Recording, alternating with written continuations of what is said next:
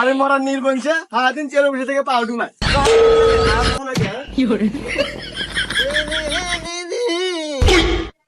আরে আব্বা, তুমি সিয়ারে বসে থাকা বাদ মারে তুই কে?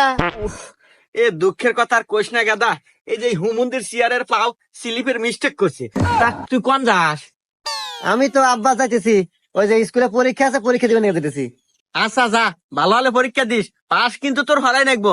আর যদি ফেল হরস, আমি যে তোর বাপ এটা ভুলে যাবি। আরে আব্বা, তুমি ওইটা নিয়ে ভাইবই না তো, তুমি জানো না, তুমি থাকতে আমার কোনো টেনশনই নাই। আর আমি তোমার বাধ্য সন্তান, তুমি যেটা করবে ওটা আমি অক্ষর অক্ষর পালন করবো। আচ্ছা গেলাম আমি পরীক্ষা দিবে। যা দেখি না যাস। কি রে গাদা, রেজাল্টের খবর কি? পাস কি করছু? এ ভাই আপনাকে তো আপনাকে চিনলাম না। আর আপনি আমাকে বাইক কে? আপনার তো চরিত্র ভালো না, আমাকে বাইক মহিলা বসে আছে না, বারান বাইক থেকে। ইয়ে হুমুন্দির সাল কি কয় রে?